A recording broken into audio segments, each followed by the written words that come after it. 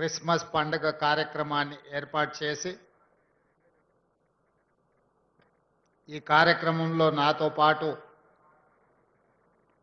సహచార మంత్రివర్గ సభ్యులు మహమ్మద్ అజారుద్దీన్ గారిని, హైదరాబాద్ ఇన్ఛార్జ్ మినిస్టర్ పొన్నం ప్రభాకర్ గారిని, మిత్రులు పొంగులేటి శ్రీనివాస్ రెడ్డి గారిని, అడ్లూరి లక్ష్మణ్ గారిని, వాకిటి శ్రీహరి గారిని, తెలంగాణ గవర్నమెంట్ అడ్వైజర్ మొహమ్మద్ అలీ షబీర్ గారిని, హరకర వేణుగోపాలరావు గారిని, మిత్రులు వేం నరేందర్ రెడ్డి గారిని, దీపక్ జాన్, వేదిక మీద ఉన్న పెద్దలందరూ, వివిధ కార్పొరేషన్లకు సంబంధించిన చైర్మన్లు, ఉమ్మడి ఆంధ్రప్రదేశ్ డీజీపీగా సేవలు అందించిన ఐపీఎస్ ఆఫీసర్ స్వరణ్జిత్ సేన్ గారు, వివిధ జిల్లాల నుంచి విచ్చేసిన మా క్రిస్టియన్ సోదరులందరికీ తెలంగాణ రాష్ట్ర ప్రభుత్వం తరఫున క్రిస్మస్ శుభాకాంక్షలు తెలియజేస్తున్నా.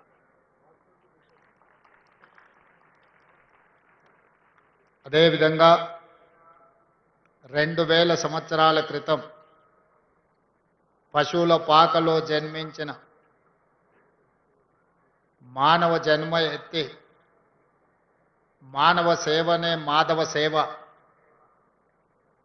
ప్రేమను పంచాలి, శాంతిని పెంచాలి అని సందేశాన్నిచ్చి మానవుడే దేవుడుగా మారిన యేసు ప్రభు యొక్క జన్మదినము ప్రపంచానికే ఒక పెద్ద పండుగ. ఈ ప్రపంచంలో అన్ని దేశాలలో ఒకేసారి జరుపుకునే పండుగ ఏదైనా ఉందంటే అది ఒకే ఒక్క పండుగ, క్రిస్మస్ పండుగ. యేసు ప్రభు యొక్క జన్మ ఈ లోకానికి శాంతిని, ఈ లోకానికి ప్రేమను అందించింది. దారి తప్పిన బాధితులకు సన్మార్గాన్ని సూచించి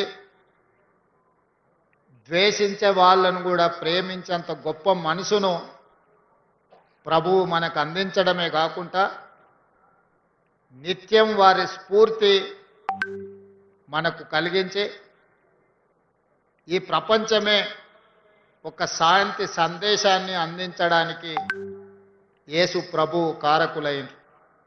అందుకే వారు జన్మించిన మాసము December month is miracle month. ప్రపంచంలోనే అద్భుతం జరిగిన మాసం ఏదైతే ఉన్నదో అది డిసెంబర్ మాసం. యేసు ప్రభు జన్మించడం వల్ల ఈ ప్రపంచానికి ఒక అద్భుతం జరగడమే కాకుండా ఈ ప్రపంచానికి శాంతి సందేశాన్ని ప్రేమ దూతగా వారు మన మధ్యలో అవతరించి మనల్ని అందరినీ సన్మార్గంలో నడిపించారు. ఈనాడు కాంగ్రెస్ పార్టీకి కూడా డిసెంబర్ తెలంగాణ ప్రజలకు కూడా ఒక మిరకల్ మంత్. నేను ఎందుకు ఈ మాట అధికారికంగా చెబుతున్నాను అని అంటే, డిసెంబర్ మాసంలో మా నాయకురాలు శ్రీమతి సోనియా గాంధీ గారు డిసెంబర్ 9 నాడు జన్మించారు. డిసెంబర్ 9 నాడు జన్మించిన శ్రీమతి సోనియా గాంధీ గారు 60 సంవత్సరాల 4 కోట్ల తెలంగాణ ప్రజల యొక్క బలమైన ఆకాంక్షను ప్రత్యేక తెలంగాణ రాష్ట్ర అవతరణ అసాధ్యము అనుకొని, ఇక సాధించలేము అనుకొని వందలాది మంది తెలంగాణ బిడ్డలు ఆత్మ బలిదానం చేసుకుంటున్నప్పుడు ఈ సమాజంలో ఏ తల్లి కూడా దుఃఖంతో కడుపు కోతతో బాధపడకూడదు. ఆ తల్లుల యొక్క దుఃఖాన్ని శాశ్వతంగా పరిష్కరించాలి అని రాజకీయంగా భారీ మూల్యం చెల్లించి ఆంధ్రప్రదేశ్లో పార్టీకి తీరను నష్టం జరిగిన కేంద్రంలో అధికారం కోల్పోయినా తెలంగాణ రాష్ట్రంలో రాజకీయంగా ఒడిదుడుకులను ఎదుర్కొన్న ఒక తల్లి మనసు కలిగిన శ్రీమతి సోనియా గాంధీ గారు తెలంగాణ రాష్ట్రాన్ని ప్రసాదించి ఈనాడు తెలంగాణ రాష్ట్రంలో మనం అందరము క్రిస్మస్ పండుగను జరుపుకుంటున్నాము అని అంటే ఇందులో శ్రీమతి సోనియా గాంధీ గారి యొక్క పాత్ర, వారి త్యాగం ఎంతగానో ఉంది.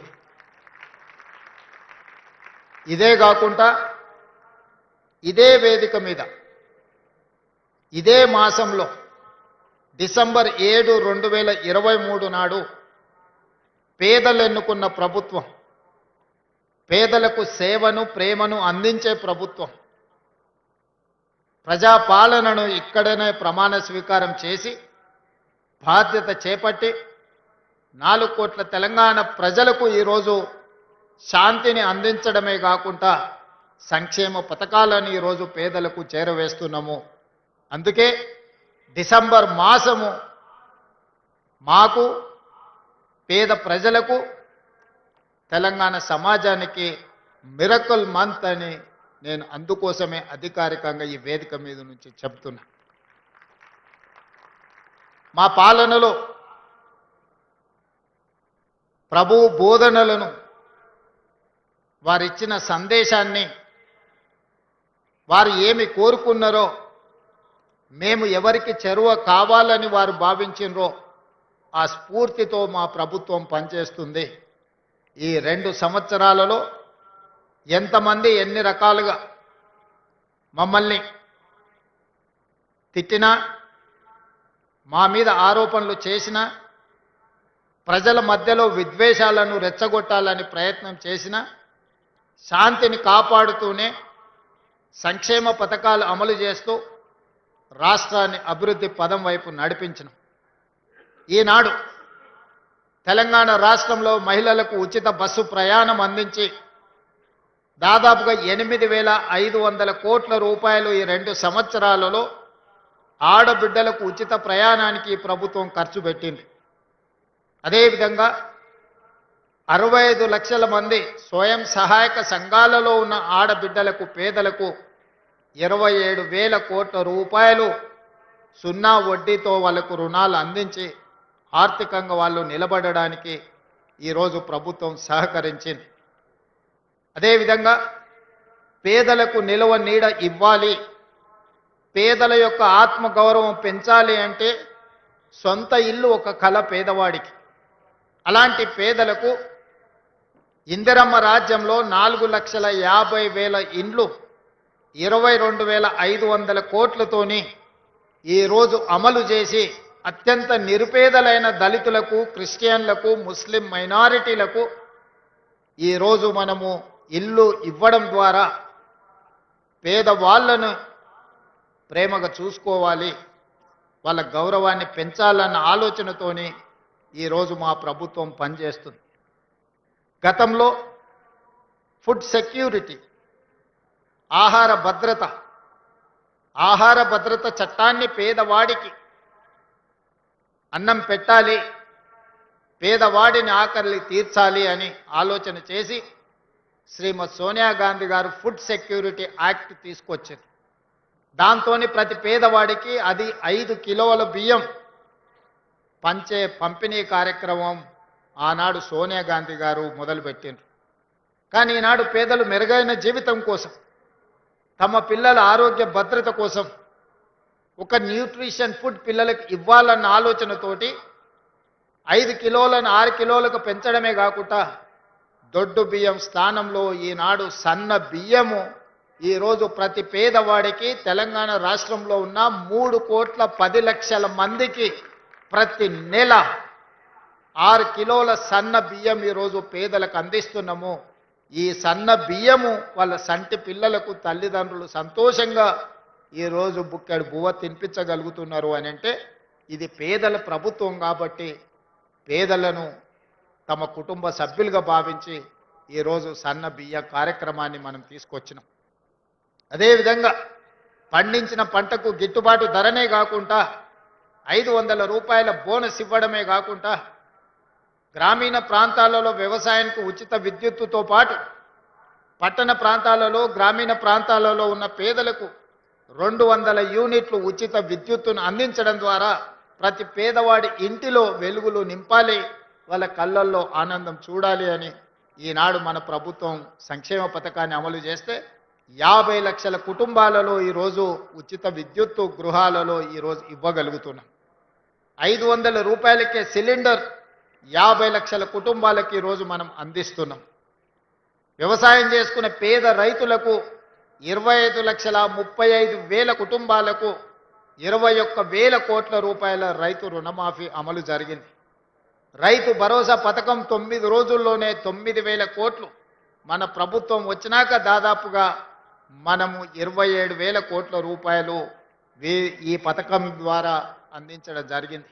మొత్తానికి వ్యవసాయానికి ఈ 2 సంవత్సరాలలో 1,04,000 కోట్ల రూపాయలు ఈరోజు రైతుల సంక్షేమం కోసం వ్యవసాయం దండగా అనుకునే కాడి నుంచి వ్యవసాయం అంటే పండుగ, రైతును రాజును చెయ్యాలని ఈరోజు వ్యవసాయం మీద ప్రత్యేకమైన దృష్టి పెట్టినాం.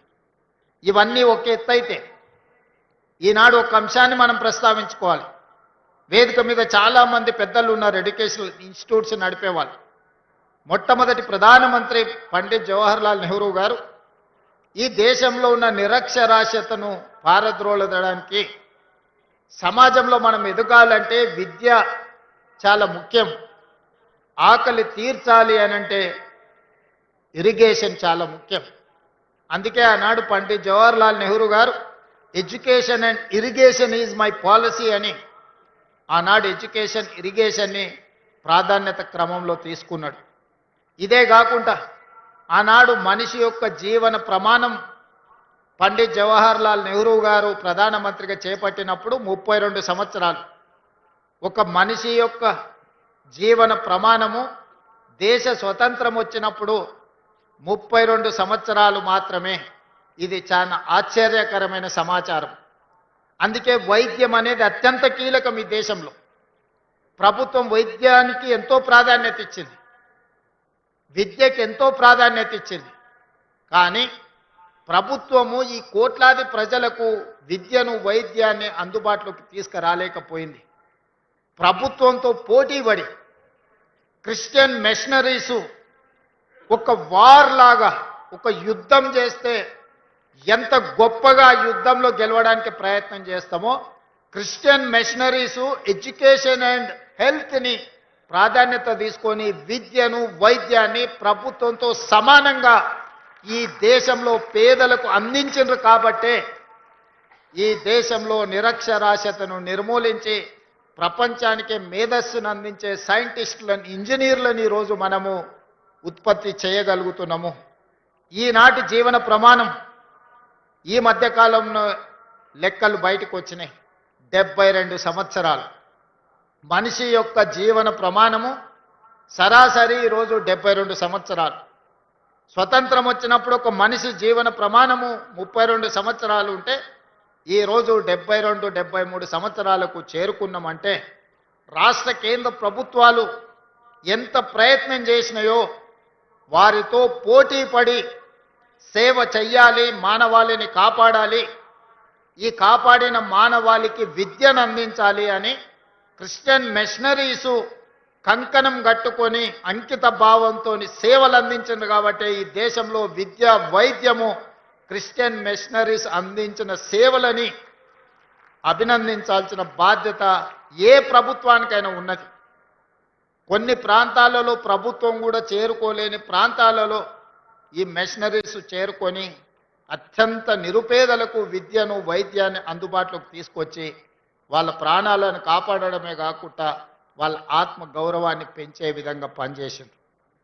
అందుకే ఈనాడు రాష్ట్ర ప్రభుత్వం ఎవరి మతాన్ని వాళ్ళు ఆచరించుకుంటూనే ఇతర మతాలను గౌరవించే విధంగా ఈరోజు పరిపాలనను కొనసాగిస్తున్నాం. నాకు నచ్చిన మతాన్ని నేను ఆచరించవచ్చు, అదే సమయంలో ఇతర మతాలను గౌరవించే వాతావరణాన్ని రాష్ట్రంలో తీసుకొచ్చినాం. మత ప్రాతిపదికన ఎవరైనా దాడులు చేయాలన్న ఆలోచన చేసినా, అనుకోని చెదురుమదర సంఘటనలు ఏవైనా జరిగినా ప్రభుత్వం కఠినంగా అణిచివేసింది. అట్లాంటి వాళ్ళ పట్ల అప్రమత్తంగా ఈరోజు మా ప్రభుత్వం వ్యవహరిస్తున్నది. తొందరలోనే శాసనసభలో హేట్రెడ్ స్పీచ్ మీద కూడా చట్టాన్ని తెస్తాం. ఇతర మతాలను కించపరిచే విధంగా ఎవరైనా మాట్లాడితే చట్ట పరిధిలో వాళ్ళని శిక్షించడానికి అవసరమైన చట్టాన్ని ఈ మధ్య కాలంలోనే కర్ణాటక రాష్ట్రంలో కాంగ్రెస్ పార్టీ శాసనసభలో ప్రవేశపెట్టి ఇతర మతాలను కించపరిచే విధంగా ఇతర మతస్థులను తక్కువ చేసే విధంగా మాట్లాడితే శిక్షించే విధంగా చట్టాన్ని సవరించిండ్రు. తొందరలోనే తెలంగాణ రాష్ట్రంలో కూడా బడ్జెట్ సమావేశాలలో ఆ చట్టాన్ని తీసుకొచ్చి అన్ని మతాలకు సమానమైన హక్కును అధికారాన్ని వాళ్ళ యొక్క మతాన్ని వాళ్ళు ఆచరించే స్వేచ్ఛను తెలంగాణ రాష్ట్ర ప్రభుత్వం అందిస్తుంది అని చెప్పి నేను ఈ సందర్భంగా తెలియజేస్తున్నా.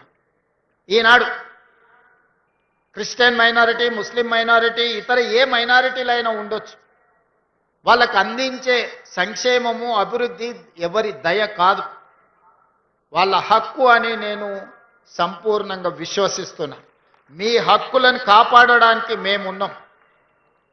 మీ హక్కులు ఎక్కడైనా భంగం కలిగితే సరిదిద్దడానికి మా ప్రభుత్వం సిద్ధంగా ఉంది. ఈరోజు చాలా ప్రాంతాలలో క్రిస్టియన్ సోదరులకు శ్మశాన వాటికల యొక్క సమస్య ఉన్నది నా దృష్టికి వచ్చింది. కానీ గ్రామం పక్కనే భూమి కేటాయించాలంటే ఈరోజు ప్రభుత్వం దగ్గర భూమి లేదు. అందుకే వేదిక మీద ఉన్న మత పెద్దలకు నేను ఒక సూచన చేస్తున్నా. ఊరికి కొంచెం దూరంగా అయినా ప్రభుత్వ భూమి ఉంటే కేటాయిస్తాం, ప్రభుత్వ భూమి కేటాయిస్తాం. లోకల్గా ఏదైనా జరిగినప్పుడు అంబులెన్సులను ఏర్పాటు చేసుకోండి ఇక్కడి నుంచి అక్కడికి తీసుకెళ్ళడానికి.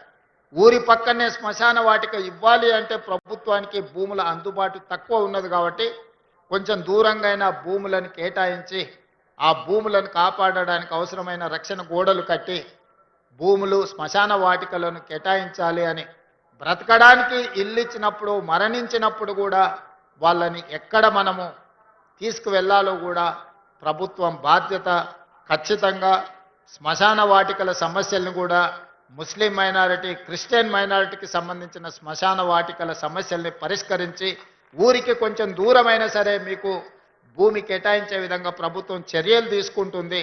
దానికి అవసరమైన అంబులెన్సులు కానీ ఇతర వాహన సదుపాయాన్ని ప్రభుత్వ పరంగా చేస్తాం, లేదా స్వచ్ఛంద సంస్థలోనూ ప్రోత్సహించి వాళ్ళ ద్వారా కూడా మీకు ఆ సహాయాన్ని అందించే విధంగా ఏర్పాట్లు చేస్తాం.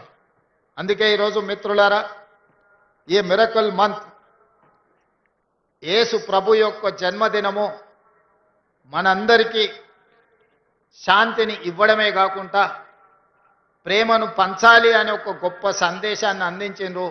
ఆ స్ఫూర్తితో ప్రభుత్వం పనిచేస్తుంది. మీకు క్రిస్మస్ శుభాకాంక్షలతో పాటు నూతన సంవత్సర శుభాకాంక్షలు తెలియజేస్తున్నా. నూతన సంవత్సరం మనందరి జీవితాలలో గొప్ప మార్పును తీసుకురావాలి. మన రాష్ట్రం అభివృద్ధి పదం వైపు నడవాలి. తెలంగాణ రైజింగ్ దేశానికే ఒక రోల్ మోడల్ కావాలి. ఈ తెలంగాణ మోడల్తోని దేశంలోనే తెలంగాణ రాష్ట్రం ప్రథమ స్థానంలో ఉండాలి. ఈ విధంగా ముందుకు వెళ్ళడానికి మాకు శక్తిని ఇవ్వండి. ఆ శక్తిని ప్రసాదించడానికి మీరందరూ ప్రభువును ప్రార్థించండి, మమ్మల్ని ఆశీర్వదించండి అని కోరుకుంటూ మీ అందరి దగ్గర సెలవు తీసుకుంటున్నా. ధన్యవాదాలు మిత్రులారా.